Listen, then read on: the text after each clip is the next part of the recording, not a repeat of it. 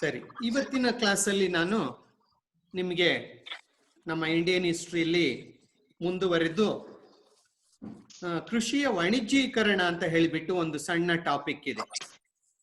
Commercialisation of agriculture ಅಂತ ಹೇಳ್ತೀವಿ English ಅಲ್ಲಿ, ಕನ್ನಡದಲ್ಲಿ ಕೃಷಿಯ ವಾಣಿಜ್ಯೀಕರಣ. ನಿಮ್ಗೆ ಗೊತ್ತೇ ಇದೆ, ಭಾರತ ಕೃಷಿ ಪ್ರಧಾನವಾದಂತಹ ಒಂದು ದೇಶ. ಇಂದಿಗೂ ಸಹ ಭಾರತ ಕೃಷಿ ಪ್ರಧಾನವಾದಂತಹ ದೇಶ. ಕೃಷಿಯೇ ಭಾರತದ ಬೆನ್ನೆಲುಬು. ಕೃಷಿಯೇ ಭಾರತದ ಅರ್ಥವ್ಯವಸ್ಥೆಯ ಆಧಾರ ಸ್ತಂಭ. ಒಂದ್ ನಿಮಿಷ, ಎಲ್ಲರನ್ನು ಮ್ಯೂಟ್ ಮಾಡಿ ಬಿಡ್ತೀನಿ.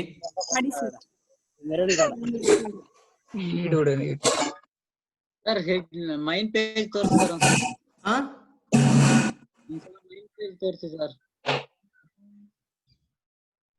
ಓಕೆ, ಸೊ ಕೃಷಿಯೇ ಭಾರತದ ಬೆನ್ನೆಲುಬು ಅಂತ ನಿಮ್ಗೆ ಗೊತ್ತೇ ಇದೆ. ಭಾರತದ ಅರ್ಥವ್ಯವಸ್ಥೆಯ ಒಂದು ಮೂಲಾಧಾರವೇ ಕೃಷಿ. ಪ್ರಾಚೀನ ಕಾಲದಿಂದಲೂ ಭಾರತದ ಸ್ಥಿತಿ ಇದೇನೆ. ಹಲವಾರು ರೀತಿಯ ಗುಡಿ ಕೈಗಾರಿಕೆಗಳು, ಸಣ್ಣ ಪುಟ್ಟ ಕೈಗಾರಿಕೆಗಳು ಇದ್ರೂ ಸಹ ಕೃಷಿಯೇ ಮೂಲ ಕಸುಬಾಗಿತ್ತು. ಕೃಷಿಯೇ ಭಾರತೀಯರ ಆರ್ಥಿಕತೆಯ ಬೆನ್ನೆಲುಬು. ಬ್ರಿಟಿಷರು ಭಾರತಕ್ಕೆ ಬಂದ ಮೇಲೆ ಬ್ರಿಟಿಷರ ಆಳ್ವಿಕೆಯಿಂದ ಭಾರತದ ಆರ್ಥಿಕತೆಯ ಮೇಲೆ ಸಾಕಷ್ಟು ಕೆಟ್ಟ ಪರಿಣಾಮಗಳಾದವು. ಬ್ರಿಟಿಷರ ಆಗಮನದಿಂದ ಭಾರತದ ಅರ್ಥವ್ಯವಸ್ಥೆಯೇ ಬದಲಾಯಿತು. ಎಲ್ಲೋ ಒಂದ್ ಕಡೆ ಕೈಗಾರಿಕೀಕರಣ ಎನ್ನುವುದು, ಪಾಶ್ಚಾತ್ಯ ದೇಶಗಳಲ್ಲಾದಂತಹ ಕೈಗಾರಿಕೀಕರಣ ಭಾರತದ ಕೃಷಿಯ ಮೇಲೆ ಬಹುದೊಡ್ಡ ಪರಿಣಾಮವನ್ನು ಬೀರ್ತು. ಕೃಷಿಯ ದಿಕ್ಕನ್ನೇ ಅದು ಬದಲಿಸಿತು ಅಂತ ನಾವು ಹೇಳ್ಬೋದು. ಬ್ರಿಟಿಷರ ಆಳ್ವಿಕೆ ಭಾರತದಲ್ಲಿ ಬಹುದೊಡ್ಡ ಬದಲಾವಣೆಯನ್ನು ತರುವಲ್ಲಿ ಯಶಸ್ವಿಯಾಯಿತು ಅಂತ ನಾವು ಹೇಳ್ಬೋದು. ಇವತ್ತು ಬಾಂಗ್ಲಾದೇಶದಲ್ಲಿರುವಂತಹ ಢಾಕಾ ಇರ್ಬೋದು, ಮುರ್ಷಿದಾಬಾದ್ ಇರ್ಬೋದು, ಮುಂತಾದ ಕಡೆ ಇದ್ದಂತಹ ಸಾಕಷ್ಟು ಕೈಗಾರಿಕೆಗಳು ನಾಶವಾದವು ಬ್ರಿಟಿಷರ ಆಳ್ವಿಕೆಯಿಂದ. ನಿರುದ್ಯೋಗ ಎನ್ನುವುದು ಹೆಚ್ಚಾಯಿತು. ಯಾವಾಗ ಗುಡಿ ಕೈಗಾರಿಕೆಗಳು, ಸಣ್ಣ ಕೈಗಾರಿಕೆಗಳು ಸಂಪೂರ್ಣವಾಗಿ ಬ್ರಿಟಿಷರ ಒಂದು ಆಡಳಿತದಲ್ಲಿ ಕ್ರಮೇಣವಾಗಿ ಹಾಳಾದೋ, ಬೇರೆ ದಾರಿ ಇಲ್ಲದೆ ಜನರು ಕೃಷಿಯ ಕಡೆಗೆ ಹೆಚ್ಚು ಒತ್ತನ್ನು ನೀಡಿದರು. ಕೃಷಿಯ ಮೇಲೆ ಜನರ ಒತ್ತಡ ಹೆಚ್ಚಾಯಿತು. ಜನರ ಅವಲಂಬನೆ ಎನ್ನುವುದು ಸಹ ಹೆಚ್ಚಾಯಿತು. ಸೊ ಇದು ಬ್ರಿಟಿಷರು ಭಾರತಕ್ಕೆ ಬಂದಾಗ ಆದಂತಹ ಒಂದು ಬದಲಾವಣೆ.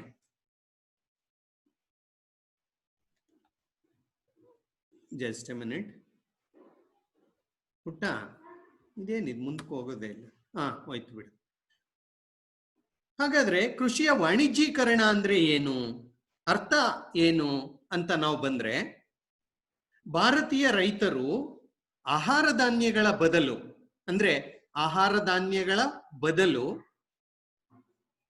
ವಾಣಿಜ್ಯ ಬೆಳೆಗಳನ್ನು ಹೆಚ್ಚಾಗಿ ಬೆಳೆಯುವ ಒಂದು ಪರಿಪಾಠವನ್ನೇನು ಆರಂಭ ಮಾಡಿಕೊಂಡ್ರು, ಅದನ್ನು ಕೃಷಿಯ ವಾಣಿಜ್ಯೀಕರಣ ಅಂತ ಕರಿತೀವಿ. ನಿಮಗೆ ಗೊತ್ತಾ ಇದೆ, ಭಾರತೀಯ ರೈತರು ನಮ್ಮ ಕರ್ನಾಟಕದ ಕಡೆ ರಾಗಿ ಇರ್ಬೋದು, ಉತ್ತರ ಭಾರತದಲ್ಲಿ ಬೇರೆ ಕಡೆ ಅಕ್ಕಿ ಇರ್ಬೋದು, ಗೋಧಿ ಇರ್ಬೋದು, ಈ ರೀತಿಯ ಆಹಾರ ಬೆಳೆಗಳೇನಿದಾವೆ, ಈ ಆಹಾರ ಬೆಳೆಗಳ ಬದಲಿಗೆ ಅಂದ್ರೆ ಅದನ್ನೇನು ಸಂಪೂರ್ಣವಾಗಿ ನಿಲ್ಲಿಸ್ಲಿಲ್ಲ, ಆಹಾರ ಬೆಳೆಗಳನ್ನು ಕಡಿಮೆ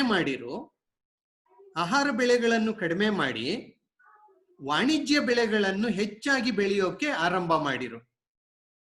ಅದನ್ನು ನಾವು ಕೃಷಿಯ ವಾಣಿಜ್ಯೀಕರಣ ಅಂತ ಕರಿತೀವಿ. ಅಂದ್ರೆ Indian farmers began to grow more cash crops than the food grains.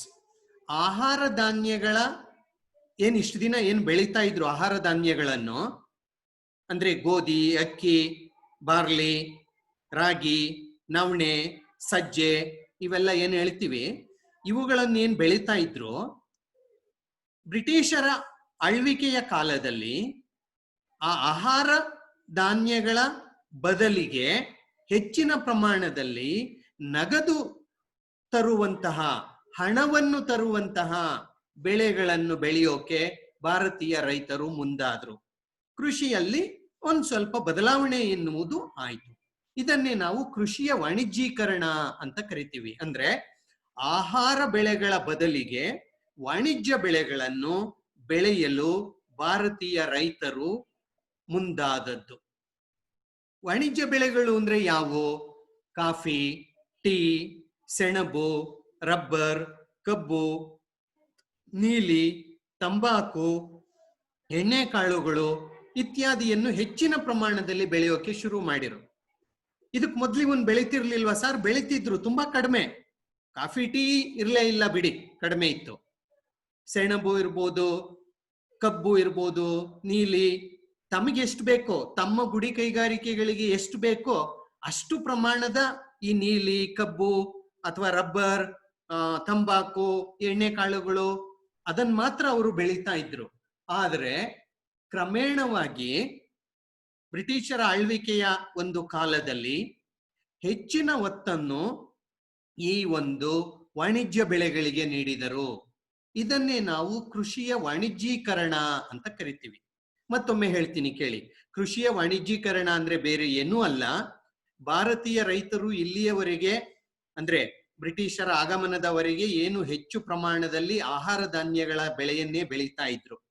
ಆದ್ರೆ ಬ್ರಿಟಿಷರ ಆಳ್ವಿಕೆ ಮತ್ತು ಅದರಿಂದ ಆದಂತಹ ಬದಲಾವಣೆಗಳಿಂದ ಭಾರತೀಯ ರೈತರು ವಾಣಿಜ್ಯ ಬೆಳೆಗಳನ್ನು ಬೆಳೆಯಲು ಮುಂದಾದ್ರು. ಅದನ್ನೇ ನಾವು ಕೃಷಿಯ ವಾಣಿಜ್ಯೀಕರಣ ಅಂತ ಹೇಳ್ತೇವೆ. ಆ ವಾಣಿಜ್ಯ ಬೆಳೆಗಳು ಯಾವುವು? ನಾನು ಹೇಳಿನಲ್ಲ, ಕಾಫಿ, ಟೀ, ಸೆಣಬು, ರಬ್ಬರ್, ಕಬ್ಬು, ನೀಲಿ, ತಂಬಾಕು, ಎಣ್ಣೆಕಾಳುಗಳು ಇತ್ಯಾದಿ. ಇವನ್ನೆಲ್ಲ ನಾವು ವಾಣಿಜ್ಯ ಬೆಳೆಗಳು ಅಂತ ಹೇಳ್ತೇವೆ. ಓಕೆ, ಇಲ್ಲಿ ನೋಡಿ, ದಿಸ್ ಈಸ್ ವಾಟ್. ಈ ಗೋಧಿ, ಜೋಳ, ಈ ತರ ಆಹಾರ ಧಾನ್ಯಗಳ, ಆಹಾರ ಬೆಳೆಗಳ ಬೆಳೆಯುವುದನ್ನು ಬಿಟ್ಟು ಈ ಕಡೆ ಇದೆಯಲ್ವಾ ಕಮರ್ಷಿಯಲ್ ಕ್ರಾಪ್ಸ್, ಅದು ಎಣ್ಣೆಕಾಳುಗಳಿರಬಹುದು ಅಥವಾ ವಾಣಿಜ್ಯ ಬೆಳೆಗಳಿರಬಹುದು, ತಂಬಾಕಿರ್ಬೋದು, ಜೂಟ್ ಇರ್ಬೋದು, ಕಾಟನ್ ಇರ್ಬೋದು, ಓಕೆ, ಶುಗರ್ ಕೇನ್ ಇರ್ಬೋದು. ಈ ರೀತಿಯ ಬೆಳೆಗಳನ್ನು ಹೆಚ್ಚು ಬೆಳೆಯೋಕೆ ಶುರು ಮಾಡಿದ್ರು. ಅದನ್ನೇ ನಾವು ಕೃಷಿಯ ವಾಣಿಜ್ಯೀಕರಣ ಅಂತ ಹೇಳ್ತೀವಿ. ರೈಟ್. ಕಾರಣಗಳು ಏನಕ್ಕೆ? Why did the Indian farmers vent towards growing more commercial crops ಅಂತ ನಾವು ಬಂದ್ರೆ, ಕಾರಣಗಳು, ಕೃಷಿಯ ವಾಣಿಜ್ಯೀಕರಣಕ್ಕೆ ಕಾರಣಗಳು. ಒಂದು ನಿಮಿಷ. ಕೃಷಿಯ ವಾಣಿಜ್ಯೀಕರಣಕ್ಕೆ ಕಾರಣಗಳೇನು ಅನ್ನುವುದನ್ನು ನಾವು ನೋಡ್ತಾ ಹೋಗೋಣ. ಇಲ್ಲಿ ಕೃಷಿಯ ವಾಣಿಜ್ಯೀಕರಣ ಅನ್ನೋದು ಏಕಾಏಕಿ ಆಗಿದ್ದೇನು ಅಲ್ಲ. ನಾನಾಗ್ಲೇ ಹೇಳಿದೆ, ಭಾರತ ಸ್ವಯಂ ಪರಿಪೂರ್ಣವಾದಂತಹ ಒಂದು ರಾಷ್ಟ್ರವಾಗಿತ್ತು. ಭಾರತೀಯ ರೈತರು ಸ್ವಯಂ ಪರಿಪೂರ್ಣರಾಗಿದ್ರು. ಹಳ್ಳಿಗಳು ಸ್ವಯಂ ಪರಿಪೂರ್ಣವಾಗಿದ್ದು, ತಮಗೆ ಬೇಕಾದ ವಸ್ತುಗಳನ್ನು ತಾವು ಬೆಳ್ಕೊಳ್ಳೋರು, ತಾವು ಯಾರ ಮೇಲೂ ಸಹ ಡಿಪೆಂಡ್ ಆಗಿರಲಿಲ್ಲ. ನಮ್ಗೆ ಬೇಕಾದನ್ನು ನಾವೇ ಬೆಳ್ಕೊಳ್ತಾ ಇದ್ದೋ, ನಾವೇ ತಿಂತಾ ಇದ್ದೋ, ನಾವ್ ಯಾರ ಮೇಲೂ ಸಹ ಅವಲಂಬಿತರಾಗಿರಲಿಲ್ಲ. ಆದ್ರೆ ಬ್ರಿಟಿಷರು ಭಾರತಕ್ಕೆ ಬಂದ ಮೇಲೆ ಭಾರತದ ಆರ್ಥಿಕ ಪರಿಸ್ಥಿತಿಯೇ ಬದಲಾಯಿತು, ಭಾರತದ ಕೃಷಿ ವ್ಯವಸ್ಥೆಯೇ ಬದಲಾಯಿತು. ಸೊ ಇಲ್ಲಿ ವಾಣಿಜ್ಯೀಕರಣ ಅನ್ನೋದಾಗೋಕೆ ಕಾರಣಗಳೇನು ಅಂತ ನಾವು ಹುಡುಕ್ತಾ ಹೋದ್ರೆ, ಮೊದಲನೆಯದಾಗಿ ಹಣದ ಆರ್ಥಿಕತೆಯ ವಿಸ್ತಾರ. ಹಣದ ಆರ್ಥಿಕತೆಯ ವಿಸ್ತಾರ. ಇಲ್ಲಿ ನೋಡಿ, ಮೊದಲು ಹಣ ಇರ್ಲಿಲ್ವಾ ಸರ್? ಹಾಗಾದ್ರೆ ಬ್ರಿಟಿಷರು ಭಾರತಕ್ಕೆ ಬರುವುದಕ್ಕೆ ಮೊದಲು ಹಣ ಇತ್ತು, ಆದ್ರೆ ಹಣವೇ ಎಲ್ಲವೂ ಆಗಿರಲಿಲ್ಲ. ಹಣದಿಂದಲೇ ಎಲ್ಲವನ್ನೂ ಸಹ ನಾವು ವಿನಿಮಯ ಮಾಡ್ತಾ ಇರಲಿಲ್ಲ. ಹಣ ಇತ್ತು ಅಷ್ಟೇ ಹೊರತು ಎಲ್ಲವನ್ನೂ ಹಣದ ಮಾಧ್ಯಮದ ಮೂಲಕವೇ ನಾವು ಕೊಳ್ತಾ ಇರಲಿಲ್ಲ ಅಥವಾ ಮಾರ್ತಾ ಇರಲಿಲ್ಲ. ಇನ್ನು ವಸ್ತು ವಿನಿಮಯ ವ್ಯವಸ್ಥೆ ಎನ್ನುವುದು ಹೆಚ್ಚಿನ ಪ್ರಮಾಣದಲ್ಲಿ ಭಾರತದಲ್ಲಿ ಇತ್ತು. 19ನೇ ಶತಮಾನದಲ್ಲಿ ಇತ್ತು. ಎಲ್ಲ ಆರ್ಥಿಕ ಚಟುವಟಿಕೆಗಳಲ್ಲಿಯೂ ಹಣ ಪ್ರಾಧಾನ್ಯತೆಯನ್ನು ಪಡೆದಿರಲಿಲ್ಲ. ಆದ್ರೆ ಬ್ರಿಟಿಷರು ಬಂದ ಮೇಲೆ, ಬ್ರಿಟಿಷರ ಆರ್ಥಿಕ ಚಟುವಟಿಕೆಗಳು ಹೆಚ್ಚಾದ ಮೇಲೆ ಎಲ್ಲವನ್ನೂ ಸಹ ಹಣದ ಮೌಲ್ಯದಲ್ಲಿಯೇ ನೋಡಲು ಆರಂಭವಾದ ಮೇಲೆ ವಸ್ತು ವಿನಿಮಯ ಪದ್ಧತಿ ಎನ್ನುವುದು ಕಡಿಮೆಯಾಯಿತು ಮತ್ತು ಹಣದ ಒಂದು ಉಪಯೋಗ ಅನ್ನೋದು ಹೆಚ್ಚಾಯಿತು. ಸೊ ಯಾವಾಗ ಹಣದ ಉಪಯೋಗ ಹೆಚ್ಚಾಯಿತು, ಈ ರೈತರು ಸಹ ಹಣ ಬರುವ ಬೆಳೆಗಳನ್ನು ಬೆಳೆಯೋಕೆ ಮುಂದಾದರು. ಹಾಗಾಗಿ ಕೃಷಿಯ ವಾಣಿಜ್ಯೀಕರಣ ಅನ್ನೋದು ಆಯಿತು. ಎರಡನೇದು ಆಂತರಿಕ ಮತ್ತು ಬಾಹ್ಯ ವ್ಯಾಪಾರದ ಬೆಳವಣಿಗೆ.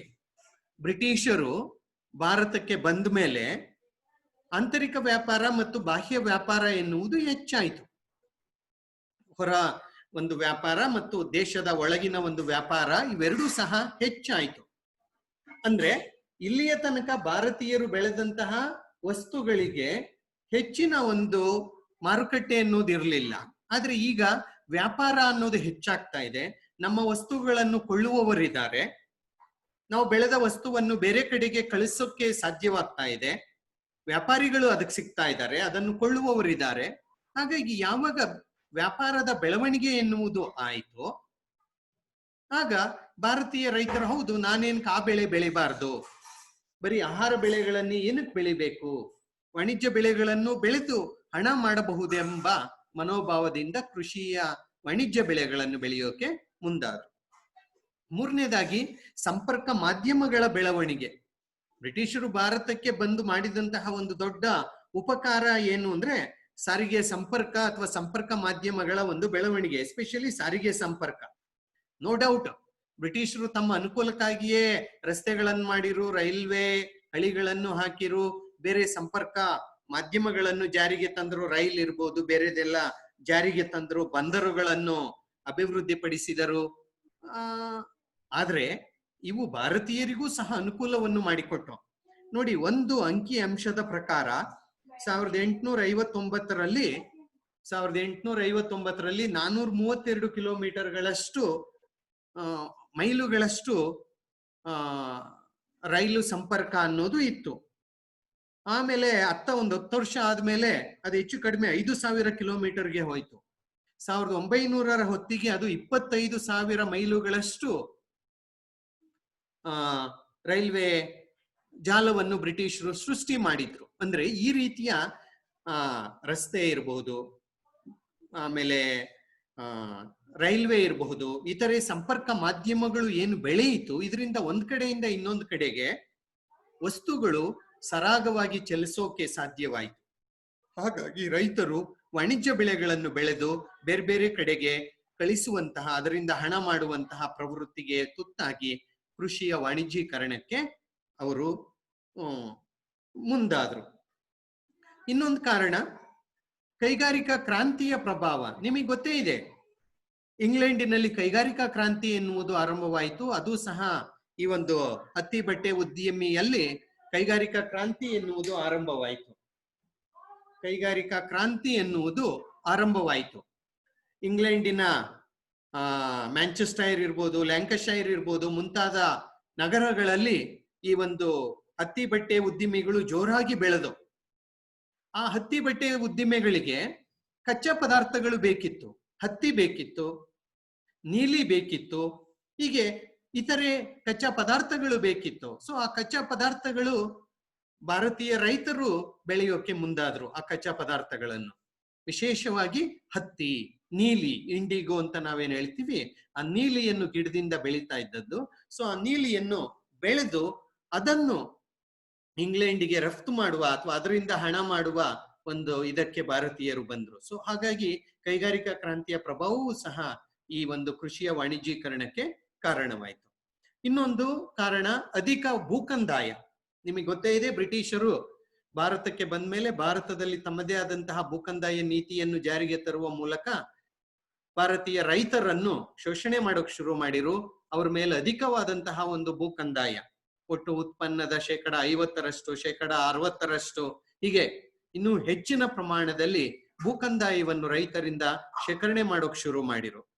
ಅಷ್ಟೇ ಅಲ್ಲದೆ ಭೂಕಂದಾಯವನ್ನು ನಗದು ರೂಪದಲ್ಲಿಯೇ ನೀಡಬೇಕು ಅಂತ ಹೇಳ್ಬಿಟ್ಟು ಒತ್ತಡ ತರೋಕ್ ಶುರು ಮಾಡಿರು. ಆಗ ಪಾಪ ರೈತರು ಬೇರೆ ದಾರಿ ಇಲ್ಲದೆ, ಭೂಕಂದಾಯ ಬೇರೆ ಜಾಸ್ತಿ ಇದೆ, ಆಹಾರ ಧಾನ್ಯಗಳನ್ನು ಬೆಳೆದ್ರೆ ಅದರಿಂದ ಹೆಚ್ಚಿನ ಲಾಭ ಮಾಡೋಕ್ ಆಗೋದಿಲ್ಲ. ಹಾಗಾಗಿ ವಾಣಿಜ್ಯ ಬೆಳೆಗಳನ್ನು ಬೆಳೆದ್ರೆ ಲಾಭನೂ ಹೆಚ್ಚು ಬರುತ್ತೆ, ಭೂಕಂದಾಯವನ್ನು ಸಹ ನಾವು ಸರ್ಕಾರಕ್ಕೆ ಸರಿಯಾಗಿ ನೀಡಬಹುದು, ಭೂಮಿಯನ್ನು ಉಳಿಸಿಕೊಳ್ಳಬಹುದು ಅನ್ನುವಂತಹ ಒಂದು ನಿಟ್ಟಿನಿಂದ ಅವರು ವಾಣಿಜ್ಯ ಬೆಳೆಗಳನ್ನು ಬೆಳೆಯುವ ಕಡೆಗೆ ಮುಂದಾದರು. ಇನ್ನೊಂದು ಕಾರಣ ಅಧಿಕ ಲಾಭ. ಭಾರತೀಯ ರೈತರು ಸಹ, ನಾವು ಸಹ ವಾಣಿಜ್ಯ ಬೆಳೆಗಳನ್ನು ಬೆಳೆಯುವುದರ ಮೂಲಕ ಅಧಿಕ ಲಾಭವನ್ನು ಮಾಡಬೇಕು ಎನ್ನುವಂತಹ ಒಂದು ದೃಷ್ಟಿಯಿಂದ ಅವರು ವಾಣಿಜ್ಯ ಬೆಳೆಗಳನ್ನು ಬೆಳೆಯುವ ಕಡೆಗೆ ಮುಂದಾದ್ರು. ಆಮೇಲೆ ಅಧಿಕ ಬಡ್ಡಿ ದರ, ಇದು ಸಾಮಾನ್ಯವಾದಂತಹ ಒಂದು ವಿಚಾರ. ಮುಂದಿನ ಒಂದು ಟಾಪಿಕ್ ಅಲ್ಲಿ ಅದನ್ನೇ ನಾನು ಮಾತನಾಡ್ತೀನಿ. ಭಾರತೀಯ ರೈತರು ಒಂದ್ ರೀತಿ ಸಾಲದಲ್ಲೇ ಹುಟ್ಟಿ ಸಾಲದಲ್ಲೇ ಬೆಳೆದು ಸಾಲದಲ್ಲೇ ಸಾಯ್ತಾರೆ ಎನ್ನುವಂತಹ ಒಂದು ನುಡಿಗಟ್ಟಿದೆ. ಇಲ್ಲಿ ರೈತರು ಸಾಕಷ್ಟು ಸಾಲ ಮಾಡೋರು, ಲೇವಾದೇವಿಗಾರರಿಂದ ಅಥವಾ ಹಳ್ಳಿಯ ಮುಖಂಡರಿಂದ ಸಾಲ ತಗೊಳ್ಳೋರು.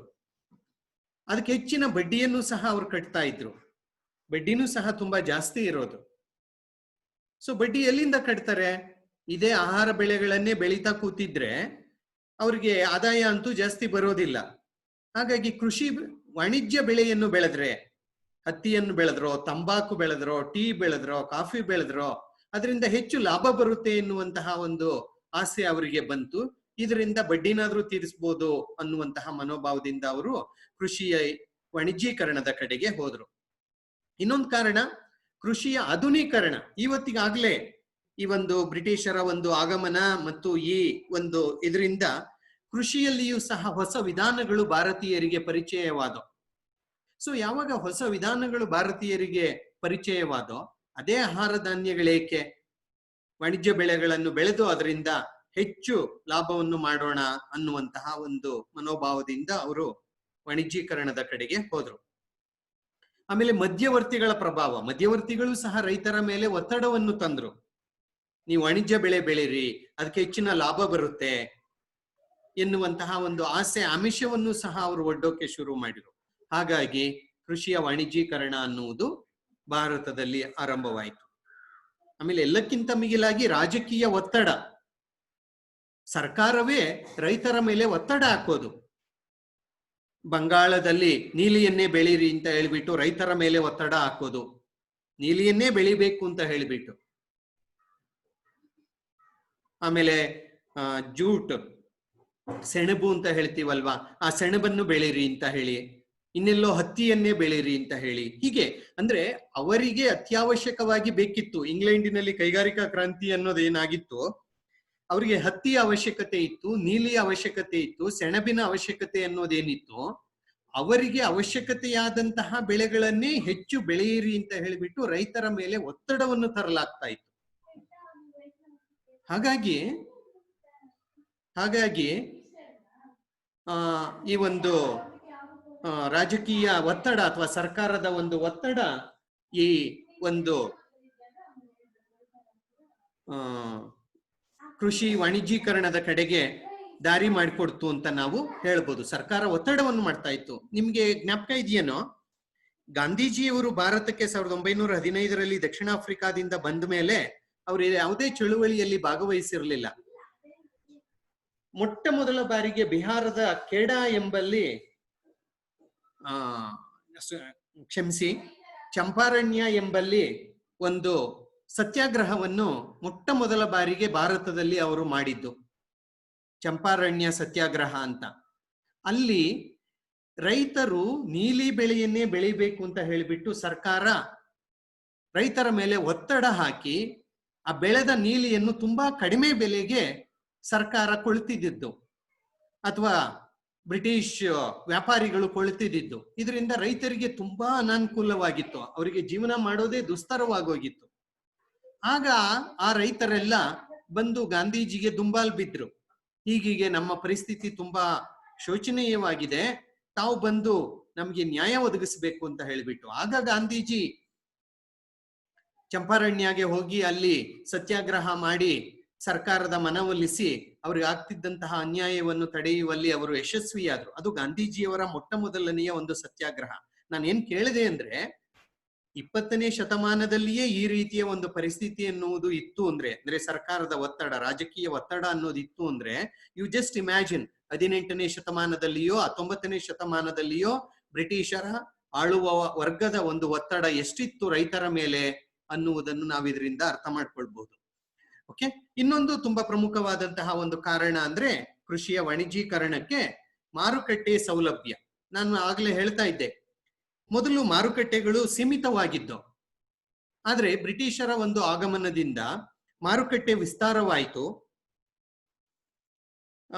ರೈತರು ಬೆಳೆದ ಎಲ್ಲಾ ವಸ್ತುಗಳಿಗೆ ಮಾರುಕಟ್ಟೆಗಳು ಲಭ್ಯವಾದೋ, ಹಾಗಾಗಿ ರೈತರು ತಾವು ಬೆಳೆದ ಬೆಳೆಗೆ ಮಾರುಕಟ್ಟೆ ಸಿಗುತ್ತಲ್ಲ ಅಂತ ಹೇಳಿಬಿಟ್ಟು ವಾಣಿಜ್ಯ ಬೆಳೆಗಳನ್ನು ಬೆಳೆಯೋಕೆ ಅವರು ಮುಂದಾದ್ರು. ಸೊ ಇವೆಲ್ಲ ಈ ಒಂದು ಕೃಷಿಯ ವಾಣಿಜ್ಯೀಕರಣಕ್ಕೆ ಕಾರಣಗಳು ಅಂತ ನಾವು ಹೇಳಬಹುದು.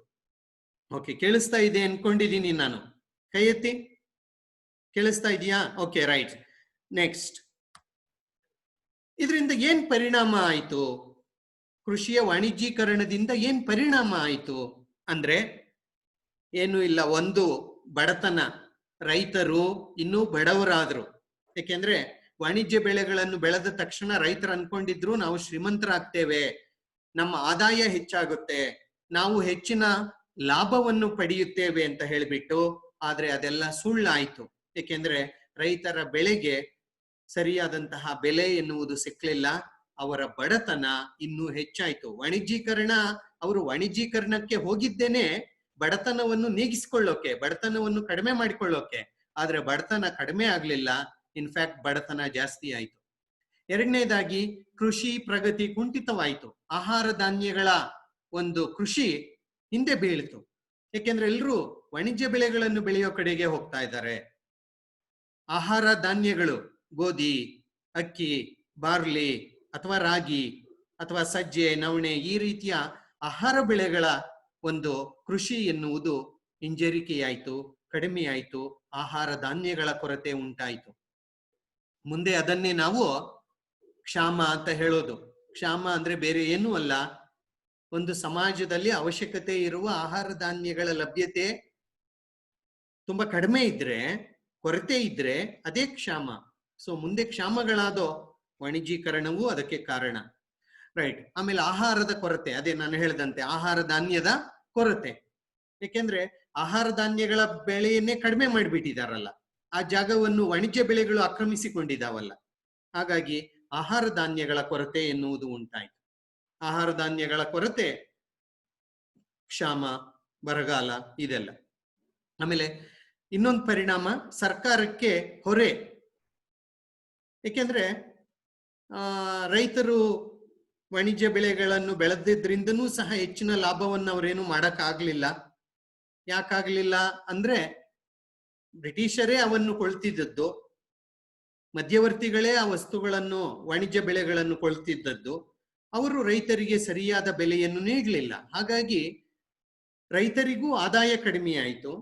ಯಾವಾಗ ರೈತರಿಗೆ ಆದಾಯ ಕಡಿಮೆ ಆಯಿತು, ಸರ್ಕಾರದ ಬೊಕ್ಕಸಕ್ಕೂ ಸಹ ಆದಾಯ ಕಡಿಮೆ ಆಯಿತು.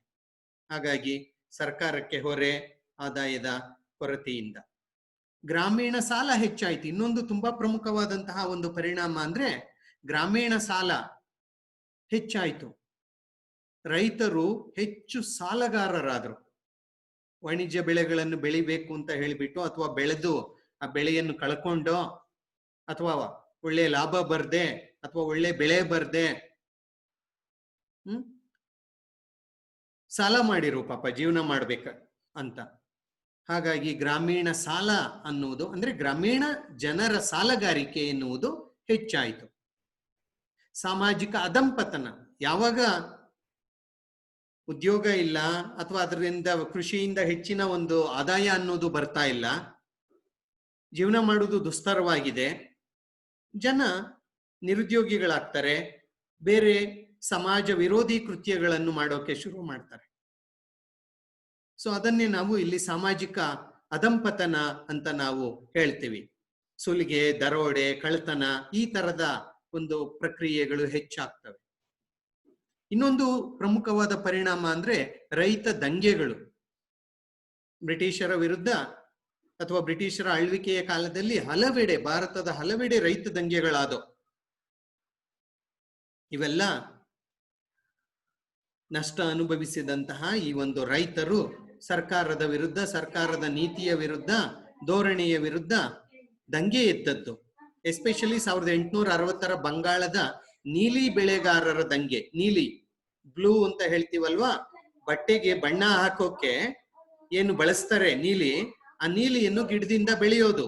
ಆ ನೀಲಿ ಬೆಳೆಗಾರರು ಸರ್ಕಾರದ ವಿರುದ್ಧ 1860ರಲ್ಲಿ ದಂಗೆ ಎತ್ತಿದ್ರು. ಹೀಗೆ ಬೇರೆ ಬೇರೆ ಕಡೆ ಬೇರೆ ಬೇರೆ ಹಂತಗಳಲ್ಲಿ ದಂಗೆಗಳು ಸರ್ಕಾರದ ವಿರುದ್ಧ ಆದವು, ರೈತರು ದಂಗೆ ಎದ್ರು.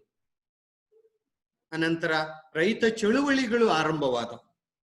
ಕ್ರಮೇಣವಾಗಿ ಈ ರೈತಾಪಿ ದಂಗೆಗಳು ರೈತ ಚಳುವಳಿಗೆ ದಾರಿಯನ್ನು ಮಾಡಿಕೊಟ್ಟು. ಸೊ ಇವೆಲ್ಲ ಈ ಒಂದು ಕೃಷಿಯ ವಾಣಿಜ್ಯೀಕರಣದ ಪರಿಣಾಮಗಳು ಅಂತ ನಾವು ಹೇಳ್ತೇವೆ. Just A minute.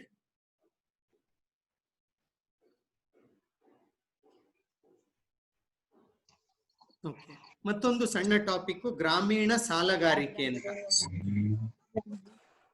ಗ್ರಾಮೀಣ ಸಾಲಗಾರಿಕೆ ಅಂತ ಹೇಳಿಬಿಟ್ಟು ಈ ಒಂದು ಕೃಷಿಯ ವಾಣಿಜ್ಯೀಕರಣದ ಒಂದು ತುಂಬಾ ಪ್ರಮುಖವಾದಂತಹ ಪರಿಣಾಮ ಅಂದ್ರೆ ಗ್ರಾಮೀಣ ಸಾಲಗಾರಿಕೆ.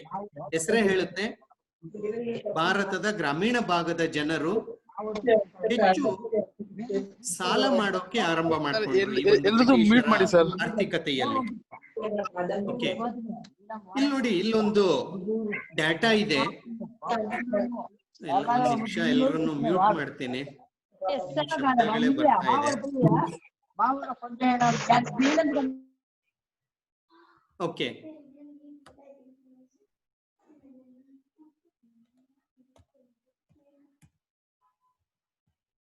I have to go back one slide.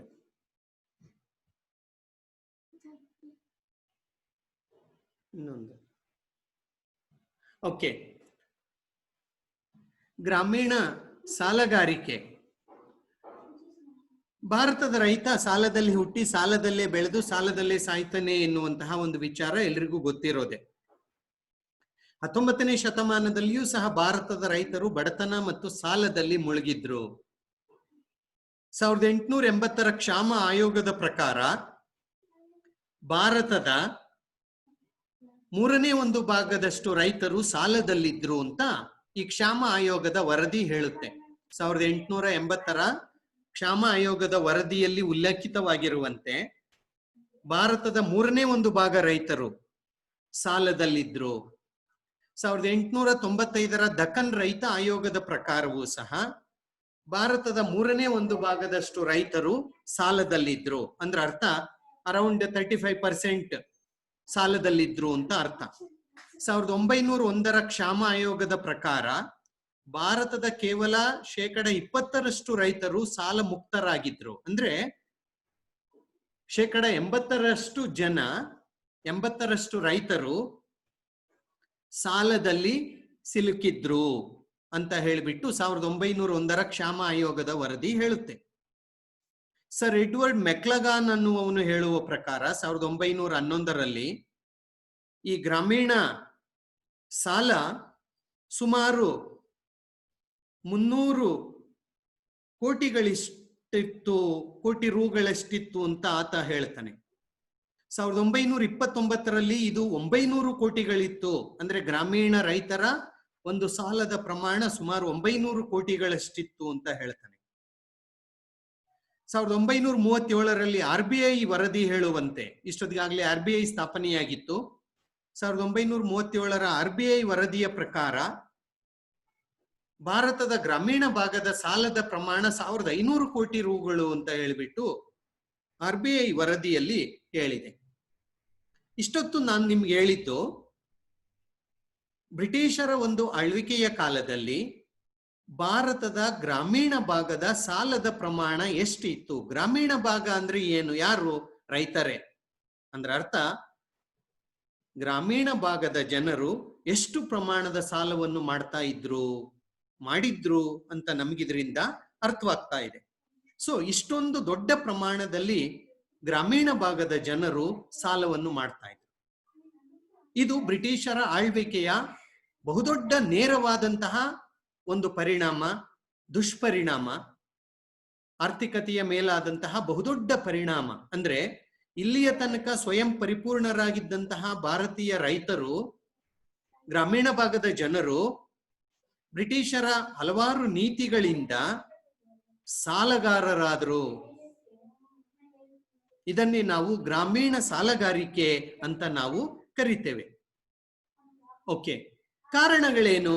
ಗ್ರಾಮೀಣ ಸಾಲಗಾರಿಕೆಗೆ ಕಾರಣಗಳೇನು ಅಂತ ನಾವು ಕಾರಣಗಳನ್ನು ಹುಡುಕ್ತಾ ಹೋದ್ರೆ ಇಷ್ಟೊಂದು ಪ್ರಮಾಣದ ಸಾಲವನ್ನು ಏನಕ್ಕೆ ಮಾಡ್ತಾ ಇದ್ರು ಅಂತ ನಾವು ನೋಡ್ತಾ ಹೋದ್ರೆ, ಒಂದು ಬಡತನ, ಜೀವನ ಮಾಡೋಕ್ಕಾಗಿಯೇ ಅವರು ಸಾಲವನ್ನು ಮಾಡ್ತಾ ಇದ್ರು. ಯಾಕೆಂದ್ರೆ ರೈತರು, ಗ್ರಾಮೀಣ ಭಾಗದ ಜನರು ತುಂಬಾ ಬಡವರು. ಸೊ ಅವರಿಗೆ ಬೇರೆ ದಾರಿ ಇರಲಿಲ್ಲ. ಜೀವನ ಮಾಡಬೇಕು, ಅಲ್ಲಿ ಉತ್ಪತ್ತಿ ಕಡಿಮೆ ಕೃಷಿಯಿಂದ, ಹಾಗಾಗಿ ಸಾಲ ಮಾಡಿಬಿಟ್ಟು ಜೀವನ ಮಾಡೋದು. ಎರಡನೇದಾಗಿ ಡಕ್ಕನ್ ರೈತ ಆಯೋಗ ಏನು ವರದಿಯನ್ನು ಮಾಡುತ್ತೆ, ಆ ವರದಿಯ ಪ್ರಕಾರ ಈ ಒಂದು ಅನುತ್ಪಾದಕ ಖರ್ಚುಗಳು, ವಿವಾಹ ಮತ್ತು ಹಬ್ಬಗಳಿಗೆ ಅಂತ ಹೇಳಿಬಿಟ್ಟು ಹೆಚ್ಚಿನ ಪ್ರಮಾಣದಲ್ಲಿ ಖರ್ಚನ್ನೇನು ಭಾರತೀಯ ರೈತರು ಅಥವಾ ಗ್ರಾಮೀಣ ಭಾಗದ ಜನರು ಮಾಡ್ತಾ ಇದ್ರು, ಅದಕ್ಕಾಗಿ ಅವರು ಹೆಚ್ಚು ಸಾಲವನ್ನು ಮಾಡ್ತಾ ಇದ್ರು ಅಂತ ಡಕ್ಕನ್ ರೈತ ಆಯೋಗ ಹೇಳುತ್ತೆ. ಮೂರನೇದಾಗಿ ಹೆಚ್ಚಿನ ಬಡ್ಡಿ ದರ. ನಾನಾಗ್ಲೇ ಹೇಳಿದ್ದೆ, ಹಲವಾರು ಕಾರಣಗಳಿಗಾಗಿ ಭಾರತದ ರೈತರು ಸಾಲವನ್ನು ತಗೊಳ್ಳೋರು. ಯಾರಿಂದ? ಅವಾಗೆಲ್ಲ ಬ್ಯಾಂಕಿಂಗ್ ವ್ಯವಸ್ಥೆ ತುಂಬಾ ಕಡಿಮೆ ಇತ್ತು. ಲೇವಾದೇವಿಗಾರರಿಂದನೇ, ಶ್ರೀಮಂತರಿಂದನೇ, ಚೆಟ್ಟಿಯಾರ್ಗಳಿಂದನೇ ಸಾಲ ತಗೋತಾ ಇದ್ದದ್ದು. ಸೊ ಅವ್ರ ಬಡ್ಡಿ ಸಹ ತುಂಬಾ ಜಾಸ್ತಿ ಇರೋದು. ಆ ಬಡ್ಡಿನೂ ತೀರಿಸ್ಬೇಕು, ಅಸಲನ್ನು ತೀರಿಸ್ಬೇಕು, ಮತ್ತೆ ಸಾಲ ಮಾಡು. ಇರೋ ಸಾಲನ್ನ ತೀರ್ಸೋಕೆ ಇನ್ನೊಂದು ಸಾಲ ಮಾಡು. ಹಾಗಾಗಿ ಹೆಚ್ಚಿನ ಬಡ್ಡಿ ದರ, ಸಾಲಗಾರಿಕೆಯೂ ಸಹ ಸಾಲಗಾರಿಕೆ ಪ್ರಮಾಣ ಹೆಚ್ಚಾಗೋಕೆ ಕಾರಣವಾಯಿತು. ಹಳೆಯ ಸಾಲಗಳು. ಸಾಲ ಏನಕ್ಕೆ ತಗೋತಾರೆ ಅಂದ್ರೆ ಹಳೆ ಸಾಲ ತೀರ್ಸೋಕೆ ಹೊಸ ಸಾಲ ತಗೊಳ್ಳೋದು. ಸೊ ಹೀಗೆ ಹಳೆಯ ಸಾಲಗಳು, ಯಾರೋ ಅವ್ರು ಮಾಡಿದ್ದೋ, ಅವ್ರ ಅಪ್ಪ ಮಾಡಿದ್ದೋ ಅಥವಾ ಇನ್ಯಾರೋ ಮಾಡಿದ್ದೋ, ಆ ಸಾಲಗಳನ್ನು ತೀರ್ಸೋಕೆ ಇನ್ನೊಂದು ಹೊಸ ಸಾಲ ತಗೊಳ್ಳೋದು, ಹೆಚ್ಚಿನ ಪ್ರಮಾಣದ ಸಾಲವನ್ನು ತಗೊಳ್ಳೋದು. ಸೊ ಹೀಗೆ ಹಳೆಯ ಸಾಲಗಳು ಗ್ರಾಮೀಣ ಸಾಲಗಾರಿಕೆಗೆ ದಾರಿಯಾದವು. ನ್ಯಾಯಾಲಯದ ವ್ಯಾಜ್ಯಗಳು. ಬ್ರಿಟಿಷರು ನ್ಯಾಯಾಂಗ ವ್ಯವಸ್ಥೆಯನ್ನು ಭಾರತದಲ್ಲಿ ಏನು ಜಾರಿಗೆ ತಂದ್ರು, ಮೊದಲೆಲ್ಲ ರೈತರು ತಮ್ಮ ಹಳ್ಳಿಯಲ್ಲಿಯೇ ತಮ್ಮ ವ್ಯಾಜ್ಯಗಳನ್ನು ತೀರ್ಮಾನ ಮಾಡ್ಕೊಂಡ್ಬಿಡೋರು. ಆದ್ರೆ ಬ್ರಿಟಿಷರ ಒಂದು ಆಳ್ವಿಕೆಯಿಂದ ನ್ಯಾಯಾಂಗ ವ್ಯವಸ್ಥೆ ಎನ್ನುವುದು ಬಂತು. ಎಲ್ಲವುದಕ್ಕೂ ಸಹ ನ್ಯಾಯಾಲಯಗಳ ಮೊರೆಯನ್ನು ಹೋಗ್ಬೇಕಾಯ್ತು. ಅದಕ್ಕೆ ಅಪ್ಲಿಕೇಶನ್ ಹಾಕು, ಕೋರ್ಟ್ ಫೀಸ್ ಕಟ್ಟು, ಲಾಯರ್ ಫೀಸ್ ಕಟ್ಟು. ಹಳ್ಳಿಯಲ್ಲಿ ಇರ್ತಿರ್ಲಿಲ್ವಲ್ಲ ನ್ಯಾಯಾಲಯಗಳು, ಎಲ್ಲೋ ಪಟ್ಟಣಕ್ಕೆ ಹೋಗ್ಬೇಕಿತ್ತು, ನಗರಗಳಿಗೆ ಹೋಗ್ಬೇಕಿತ್ತು. ಅದಕ್ಕೆ ಬೇಕಾದ ಖರ್ಚು ವೆಚ್ಚ. ಸೊ ಇದರಿಂದ ರೈತರಿಗೆ ಹೆಚ್ಚಿನ ಹೊರೆಯೇ ಆಯ್ತೆ ಹೊರತು ಅದರಿಂದ ಅವ್ರಿಗೇನು ಕಡಿಮೆ ಆಗ್ಲಿಲ್ಲ. ಸೊ ನ್ಯಾಯಾಲಯದ ವ್ಯಾಜ್ಯಗಳು ಸಹ ಅವರು ಸಾಲ ಮಾಡೋಕ್ ಶುರು ಮಾಡಿರು. ನ್ಯಾಯಾಲಯದ ವ್ಯಾಜ್ಯಗಳನ್ನು ನಡೆಸುವ ಸಲುವಾಗಿ ಸಾಲವನ್ನು ಮಾಡೋಕೆ ರೈತರು ಮುಂದಾದ್ರು. ಹಾಗಾಗಿ ಸಾಲಗಾರಿಕೆ ಹೆಚ್ಚಾಯ್ತು. ಇನ್ನೊಂದು ಸಾಲಗಾರಿಕೆ ಏನಕ್ಕೆ ಮಾಡ್ಕೊಂಡ್ರು ಅಂದ್ರೆ ಮಳೆಯ ಅನಿಶ್ಚಿತತೆ. ಈಗ ಮಾನ್ಸೂನ್ ಸರಿಯಾಗಿ ಆಗಿದ್ರೆ, ರೈತರು ಬೆಳೆ ಸರಿಯಾಗಿ ಬಂದ್ರೆ ಅವ್ರೇನು ಸಾಲ ಮಾಡಕ್ ಹೋಗೋದಿಲ್ಲ. ಯಾವಾಗ ಮಳೆಯ ಅನಿಶ್ಚಿತತೆ ಇರುತ್ತೆ, ಬರಗಾಲ ಇರುತ್ತೆ, ರೈತರು ಬೇರೆ ದಾರಿ ಇಲ್ಲದೆ ಸಾಲ ಮಾಡಿ ಜೀವನ ನಡೆಸುವಂತಹ ಪ್ರಯತ್ನ ಮಾಡ್ತಾರೆ. ಹಾಗಾಗಿ ಸಾಲದ ಪ್ರಮಾಣ ಅನ್ನುವುದು ಹೆಚ್ಚಾಯಿತು. ಇನ್ನೊಂದು ಕಾರಣ ಭೂಮಿಯ ಫಲವತ್ತತೆಯ ಕೊರತೆ. ಭೂಮಿ ಚೆನ್ನಾಗಿದ್ರೆ, ಫಲವತ್ತಾಗಿದ್ರೆ ಉತ್ಪಾದನೆ ಸಹ ಹೆಚ್ಚಾಗುತ್ತೆ, ಬೆಳೆಗಳ ಉತ್ಪಾದನೆಯೂ ಸಹ ಹೆಚ್ಚಾಗುತ್ತೆ. ಹಾಗಾಗಿ ಮಳೆ ಅನಿಶ್ಚಿತತೆ ಭೂಮಿಯ ಫಲವತ್ತತೆ ಅನ್ನೋದು ಕಡಿಮೆ ಇದ್ದಾಗ ಉತ್ಪಾದನೆಯೂ ಸಹ ಕಡಿಮೆ ಇರುತ್ತೆ. ಉತ್ಪಾದನೆ ಕಡಿಮೆ ಇದ್ದಾಗ ಜೀವನ ಮಾಡೋಕೆ ಸಾಧ್ಯ ಆಗೋದಿಲ್ಲ, ಸಾಲ ಮಾಡ್ತಾರೆ. ಆಮೇಲೆ ಗೃಹ ಕೈಗಾರಿಕೆಗಳ ನಾಶ. ನಾನು ಆಗ್ಲೇ ಹೇಳಿದೆ, ಬ್ರಿಟಿಷರ ಒಂದು ಆಗಮನದಿಂದ ಭಾರತದ ಹಲವಾರು ಗುಡಿ ಕೈಗಾರಿಕೆಗಳು, ಗೃಹ ಕೈಗಾರಿಕೆಗಳು ಸಂಪೂರ್ಣವಾಗಿ ನೆಲ ಕಚ್ಚಿದವು, ಹಾಳಾದವು. ಎಸ್ಪೆಷಲಿ ಹತ್ತಿ ಬಟ್ಟೆ, ಆ ಎಲ್ಲ ಉದ್ದಿಮೆಗಳು ಸಂಪೂರ್ಣವಾಗಿ ನಾಶವಾದವು. ಆಗ ಅವರು ಬೇರೆ ದಾರಿ ಇಲ್ಲದೆ ಸಾಲ ಮಾಡಿ ಜೀವನ ಮಾಡುವ ಹಂತಕ್ಕೆ ತಲುಪಿದರು. ಅಂದ್ರೆ ಸಣ್ಣ ಪ್ರಮಾಣದಲ್ಲಿ ಅವರಿಗೆ ಹೆಚ್ಚಿನ ಆದಾಯ ಅನ್ನೋದೇನು ಗುಡಿ ಕೈಗಾರಿಕೆಗಳಿಂದ ಬರ್ತಾ ಇತ್ತು, ಅದೆಲ್ಲವೂ ಇಲ್ಲವಾಯಿತು. ಬರಗಾಲ ಮತ್ತು ಕ್ಷಾಮ. ಬ್ರಿಟಿಷರ ಆಳ್ವಿಕೆಯ ಕಾಲದಲ್ಲಿ ಬರಗಾಲ ಮತ್ತು ಕ್ಷಾಮಗಳು ಹೆಚ್ಚಾದ ಕಾರಣ ಅವರ ಒಂದು ಕೃಷಿ ನೀತಿ, ಅವರ ಒಂದು ಭೂಕಂದಾಯ ನೀತಿ, ಈ ಎಲ್ಲ ಕಾರಣವಾಗಿದ್ದು. ಹಾಗಾಗಿ ಈ ಬರಗಾಲ ಮತ್ತು ಕ್ಷಾಮಗಳು ಹೆಚ್ಚಾದವು. ಆ ಬರಗಾಲ ಕ್ಷಾಮ, ನಾನು ಆಗ್ಲೇ ಹೇಳಿದೆ, ಬರಗಾಲ ಮಳೆ ಇಲ್ಲದೆ ಬೆಳೆ ಎಲ್ಲ ಹಾಳಾಗೋದು. ಕ್ಷಾಮ ಅಂದ್ರೆ ಆಹಾರ ಧಾನ್ಯಗಳ ಕೊರತೆ ಅಂತ.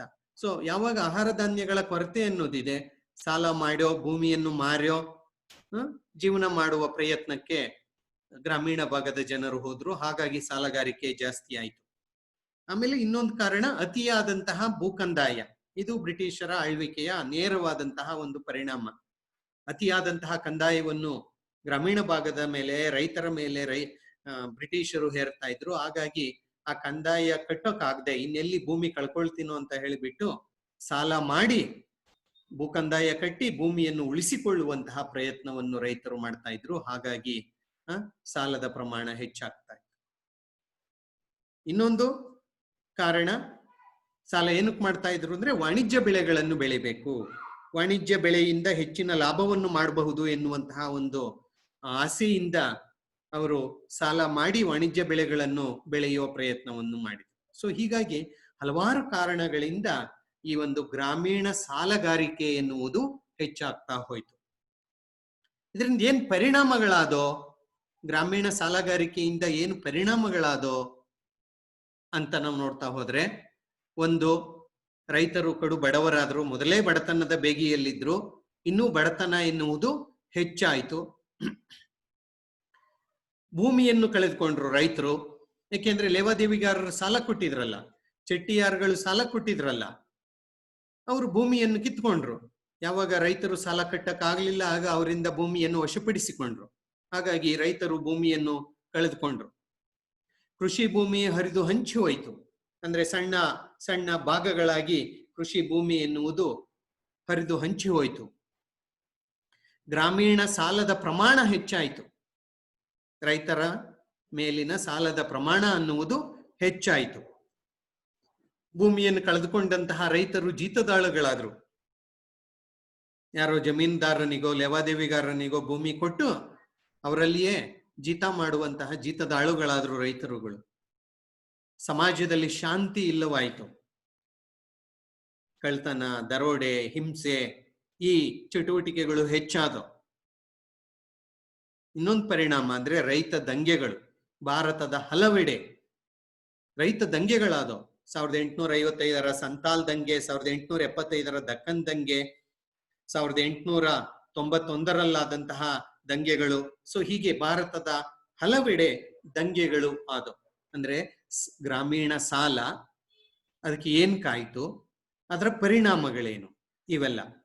ಸರ್ಕಾರ ಏನ್ ಮಾಡ್ತಾ ಹಾಗಾದ್ರೆ, ರೈತರ, ಗ್ರಾಮೀಣ ಭಾಗದ ಜನರ ಸಾಲದ ಪ್ರಮಾಣ ಅನ್ನೋದು ಹೆಚ್ಚಾಗ್ತಾ ಇದೆ, ಬಡತನ ಜಾಸ್ತಿ ಆಗ್ತಾ ಇದೆ, ಬರಗಾಲ ಕ್ಷಾಮ ಹೆಚ್ಚಾಗ್ತಾ ಇದೆ, ರೈತರು ಹಲವಾರು ತೊಂದರೆಗಳಿಗೆ ಸಿಲುಕಿಕೊಂಡಿದ್ದಾರೆ. ಹಾಗೆ ಸರ್ಕಾರ ಏನ್ ಮಾಡ್ತು, ಸರ್ಕಾರದ ಪ್ರಯತ್ನ ಏನಾಗಿತ್ತು ಅಂತ ನಾವು ನೋಡ್ತಾ ಹೋದ್ರೆ, ನಿಧಾನಕ್ಕಾದ್ರೂ ಸರ್ಕಾರ ಎಚ್ಚೆತ್ಕೊಳ್ತು. ಅಲ್ಲಿ ಇಲ್ಲಿ ಸಣ್ಣ ಪುಟ್ಟ ಪ್ರಾಮಾಣಿಕ ಪ್ರಯತ್ನ ಮಾಡೋಕೆ ಮುಂದಾಯಿತು. ಏನ್ ಮಾಡ್ತು, ಒಂದು, ನಾಗರಿಕ ಕಾನೂನಿನಲ್ಲಿ ಸುಧಾರಣೆಯನ್ನು ತರುವ ಕೆಲಸವನ್ನು ಮಾಡ್ತು. ನಾಗರಿಕ ಕಾನೂನಿನ ಸುಧಾರಣೆಯನ್ನು ತಂತು 1899ರಲ್ಲಿ. ಏಕೆಂದ್ರೆ ಲೇವಾದೇವಿಗಾರರಿಂದ ರೈತರು ಹೆಚ್ಚು ಸಾಲ ಪಡಿತಾ ಇದ್ರಲ್ವಾ, ಅವರ ಒತ್ತಡ ಜಾಸ್ತಿ ಇರೋದು ರೈತರ ಮೇಲೆ, ಲೇವಾದೇವಿಗಾರರ ಒತ್ತಡ ಜಾಸ್ತಿ ಇರೋದು. ಸೊ ಅವರ ಒತ್ತಡವನ್ನು ಕಡಿಮೆ ಮಾಡುವ ಸಲುವಾಗಿ ಸರ್ಕಾರ ನಾಗರಿಕ ಕಾನೂನಿನಲ್ಲಿ ಸುಧಾರಣೆಯನ್ನು ತಂತು. ಲೇವಾದೇವಿಗಾರರು ಸಾಲ ಮರುಪಾವತಿ ಮಾಡಬೇಕು ಅಂತ ಒತ್ತಡ ಹೇರುವಂತೆ ಇರಲಿಲ್ಲ ಆ ಕಾನೂನಿನ ಪ್ರಕಾರ. ಎರಡನೇದಾಗಿ, ರೈತನ ಸಾಲದ ಸಾಮರ್ಥ್ಯವನ್ನು ಕುಂಠಿತಗೊಳಿಸಲಾಯಿತು. ರೈತನ ಸಾಲದ ಸಾಮರ್ಥ್ಯ, ಅವನ ಸಾಲ ಮಾಡುವ ಸಾಮರ್ಥ್ಯವನ್ನೇ ಕುಂಠಿತಗೊಳಿಸಲಾಯಿತು. ಏಕೆಂದ್ರೆ ಈ ಒಂದು 1900ರ ಭೂ ಪರಬಾರೆ ಕಾಯ್ದೆಯಂತೆ ಕೃಷಿಯೇತರರು ಕೃಷಿ ಭೂಮಿಯನ್ನು ಖರೀದಿಸುವಂತೆ ಇರಲಿಲ್ಲ. ಈಗ ಇತ್ತೀಚೆಗೆ ಭೂ ಸುಧಾರಣಾ ಕಾಯ್ದೆಯನ್ನು ಕರ್ನಾಟಕ ಸರ್ಕಾರ ತಂದಿದೆ. ಕೃಷಿಕೇತರರು ಸಹ ಭೂಮಿಯನ್ನು ಖರೀದಿ ಮಾಡಬಹುದು ಅಂತ ಹೇಳಿದೆ. ಮೊನ್ನೆ ಎಲ್ಲ ಅದರ ವಿರುದ್ಧ ಪ್ರತಿಭಟನೆ ಆಯಿತು, ನೀವು ನೋಡಿದ್ದೀರಾ. ಸೊ 1900ರಲ್ಲಿ ಬಂದಂತಹ ಕಾಯ್ದೆಯ ಪ್ರಕಾರ ಕೃಷಿಯೇತರರು ಕೃಷಿ ಭೂಮಿಯನ್ನು ಖರೀದಿಸುವಂತೆ ಇರಲಿಲ್ಲ. ಆಮೇಲೆ ಅದನ್ನು ಹೆಚ್ಚು 20 ವರ್ಷಗಳ ಖರೀದಿಸುವಂತಿಲ್ಲ ಅಂತ ಹೇಳ್ಬಿಟ್ಟು ಕಾಯ್ದೆಯನ್ನು ತಂತು ಸರ್ಕಾರ 1900ರಲ್ಲಿ. ಆಮೇಲೆ 20 ವರ್ಷಕ್ಕೂ ಹೆಚ್ಚು ಕಾಲ ಆ ಭೂಮಿಯನ್ನು ಒತ್ತೇನೂ ಇಡುವಂತಿಲ್ಲ. ಸಾಲ ತಗೊಂಡಿದ್ದೀನಿ ಅದಕ್ಕೆ ಒತ್ತೆ ಇಡ್ತೀನಿ ಅಂತ ಹೇಳ್ಬಿಟ್ಟು 20 ವರ್ಷಕ್ಕೂ ಹೆಚ್ಚು ಕಾಲ ಒತ್ತೆ ಇಡುವಂತೆ ಇರಲಿಲ್ಲ. ಸೊ ಈ ರೀತಿಯಲ್ಲಿ ರೈತ ಸಾಲ ಮಾಡುವ ಸಾಮರ್ಥ್ಯವನ್ನು ಕಡಿಮೆ ಮಾಡಲಾಯಿತು. 1900ರಲ್ಲಿ ಭೂಮಿ ಪರಭಾರೆ ಕಾಯ್ದೆ ಜಾರಿಗೆ ತಂದು ಕೃಷಿಯೇತರರು ಕೃಷಿ ಭೂಮಿಯನ್ನು ಖರೀದಿ ಮಾಡದಂತೆ ಮಾಡಿರು. ಅಂದ್ರೆ ಆಗ ಯಾರು ಸಾಲ ಕೊಡ್ತಿದ್ರು ಲೇವಾದೇವಿಗಾರರು, ಅವರು ಕೃಷಿಕರಲ್ಲ. ಹಾಗಾಗಿ ಅವರು ಸಾಲ ಕೊಟ್ರು ನಾವು ಭೂಮಿಯನ್ನು ವಶಪಡಿಸಿಕೊಳ್ಳುವಂತಿಲ್ಲ, ಖರೀದಿಸುವಂತಿಲ್ಲ ಅಂತ ಹೇಳಿಬಿಟ್ಟು ಸಾಲ ಕೊಡೋದನ್ನೇ ಅವರು ಕಡಿಮೆ ಮಾಡಿಬಿಟ್ರು. ಮೂರನೇದು, ಲೇವಾದೇವಿಗಾರರ ವ್ಯಾಪಾರ ನಿಯಂತ್ರಣ ಕಾಯ್ದೆಯನ್ನು ಜಾರಿಗೆ ತಂತು ಸರ್ಕಾರ. ಅವರು ಸಾಲ ಕೊಟ್ರೆ ಸಾಲದ ವಿವರವನ್ನು ಸರ್ಕಾರಕ್ಕೆ ಕೊಡ್ಬೇಕು, ಯಾರಿಗೆ ಸಾಲ ಕೊಟ್ಟಿದ್ದೀನಿ, ಎಷ್ಟು ಕೊಟ್ಟಿದ್ದೀನಿ ಅಂತ ರಸೀದಿ ಕೊಡ್ಬೇಕು, ಭೂಮಿಯನ್ನು ವಶಪಡಿಸಿಕೊಳ್ಬೇಕು. ಯಾಕೆಂದ್ರೆ ಭಾರತದ ರೈತರು ಪಾಪ ಅನಕ್ಷರಸ್ಥರು. ಅವರು 1,000 ಸಾಲ ಮಾಡಿದ್ರೆ ಅವನು ಜೊತೆಗೆ 1,000ನೋ 2,000ನೋ ಸೇರಿಸಿಕೊಂಡು 1,000ನೋ ಲಕ್ಷಗಳಲ್ಲಿಯೇ ಅವನು ಇಷ್ಟೊಂದು ಸಾಲ ಕೊಟ್ಟಿದ್ದೀನಿ ಅಂತ ಲೇವಾದೇವಿಗಾರ ಹೇಳೋನು. ಹಾಗಾಗಿ ಸಾಲದ ವಿವರವನ್ನು ಸರ್ಕಾರಕ್ಕೆ ನೀಡಬೇಕಿತ್ತು. ಸಾಲ ಕೊಟ್ಟಿದ್ದೀನಿ, ಅವನು ಸಾಲ ಕೊಡ್ಲಿಲ್ಲ ಅಂತ ಹೇಳಿಬಿಟ್ಟು ಭೂಮಿಯನ್ನು ವಶಪಡಿಸಿಕೊಳ್ಳುವಂತಿರಲಿಲ್ಲ. ಆಮೇಲೆ ರೈತರಿಗೆ ಬೆದರಿಕೆ ಹಾಕುವಂತೆ ಇರಲಿಲ್ಲ. ಹೀಗೆ ಬೇರೆ ಬೇರೆ ರೀತಿಯ ರಕ್ಷಣಾತ್ಮಕ ಕಾನೂನುಗಳನ್ನು ಸರ್ಕಾರ ಜಾರಿಗೆ ತಂತು ಲೇವಾದೇವಿಗಾರರ ಒಂದು ಪ್ರಭಾವವನ್ನು, ಶೋಷಣೆಯನ್ನು ತಪ್ಪಿಸುವ ಸಲುವಾಗಿ. ಅಲ್ಲದೆ ಇನ್ನೊಂದು 4ನೆಯ ಪ್ರಯತ್ನ ಸರ್ಕಾರದ್ದೇನಂದ್ರೆ ಹಣದ ಅನ್ಯ ಮೂಲಗಳು. ಸರ್ಕಾರವೇ ಸಾಲವನ್ನು, ರೈತರಿಗೆ ಸಾಲವನ್ನು ನೀಡೋಕೆ ಮುಂದೆ ಬಂತು. 1883ರ ಸರ್ಕಾರದ ಅಭಿವೃದ್ಧಿ ಸಾಲ ನೀಡೋಕೆ ಸರ್ಕಾರ ಮುಂದೆ ಬಂತು.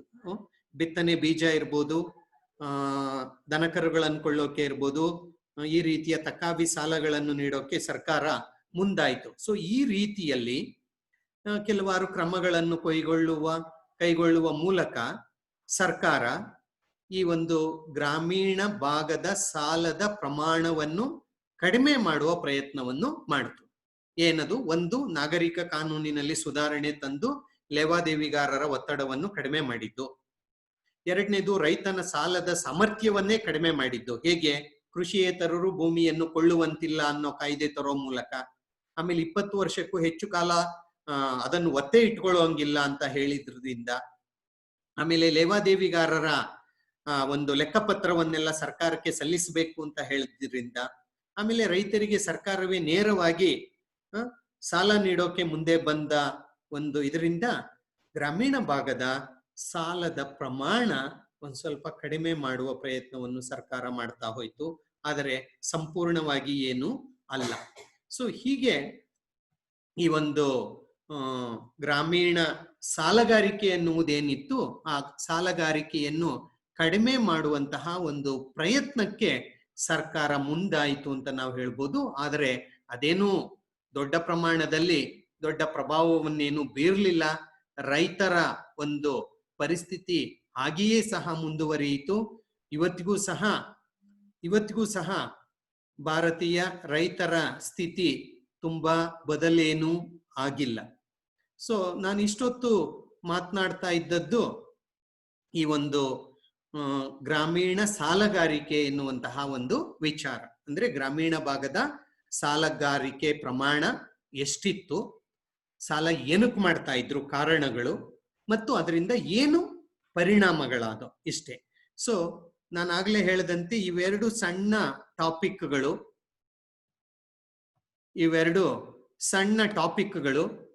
ಗ್ರಾಮೀಣ ಸಾಲಗಾರಿಕೆ ಅಂತ ಒಂದು, ಆಮೇಲೆ ಇನ್ನೊಂದು ಕೃಷಿಯ ವಾಣಿಜ್ಯೀಕರಣ ಅಂತ ಹೇಳ್ಬಿಟ್ಟು, ಎರಡನ್ನೂ 5 ಮಾರ್ಕ್ಸಿಗೂ ಜಾಸ್ತಿ ಅಂದ್ರೆ 10 ಮಾರ್ಕ್ಸ್ಗೆ ಕೇಳ್ತಾರೆ. ಸೊ ಒಂದು ಕೃಷಿಯ ವಾಣಿಜ್ಯೀಕರಣ ಅಂದ್ರೆ ಏನು ಅಂತ ಅರ್ಥ ಮಾಡ್ಕೊಳ್ಳಿ. ಓಕೆ, ಆಹಾರ ಧಾನ್ಯಗಳ ಬದಲಿಗೆ ಹೆಚ್ಚಿನ ಪ್ರಮಾಣದಲ್ಲಿ ವಾಣಿಜ್ಯ ಬೆಳೆಗಳನ್ನೇ ಬೆಳೆಯಲು ಮಾಡಿದಂತಹ ಒಂದು ಪ್ರಯತ್ನವನ್ನೇ ಕೃಷಿಯ ವಾಣಿಜ್ಯೀಕರಣ ಅಂತ ಏನ್ ಕರಿತೀವಿ. ಅದಕ್ಕೆ ಕಾರಣ, ಪರಿಣಾಮಗಳು. ಇನ್ನೊಂದು ಈ ಒಂದು ಗ್ರಾಮೀಣ ಸಾಲಗಾರಿಕೆ ಅಂದ್ರೆ ಗ್ರಾಮೀಣ ಭಾಗದ ಜನರ ಸಾಲದ ಪ್ರಮಾಣ ಹೆಚ್ಚಾದದ್ದೇ ನಾವು ಗ್ರಾಮೀಣ ಸಾಲಗಾರಿಕೆ ಅಂತ ನಾವು ಹೇಳ್ತೇವೆ. ಬ್ರಿಟಿಷ್ ಆಳ್ವಿಕೆಯ ಬಹುದೊಡ್ಡ ಒಂದು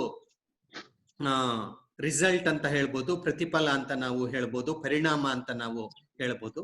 ಸೊ ಆ ಗ್ರಾಮೀಣ ಸಾಲಗಾರಿಕೆಗೆ ಕಾರಣಗಳೇನು, ಯಾವ ಕಾರಣಕ್ಕಾಗಿ ಗ್ರಾಮೀಣ ಭಾಗದ ಜನರು ಸಾಲ ಮಾಡ್ತಾ ಇದ್ರು, ಮತ್ತ ಅದರಿಂದ ಪರಿಣಾಮಗಳೇನಾದವು, ಆಮೇಲೆ ಸರ್ಕಾರದ ಪ್ರಯತ್ನ ಏನು. ಸೊ ಇಷ್ಟು ಅಂಶಗಳನ್ನು ನೀವು ಜ್ಞಾಪಕ ಇಟ್ಕೊಳ್ಬೇಕಾಗುತ್ತೆ. Okay, so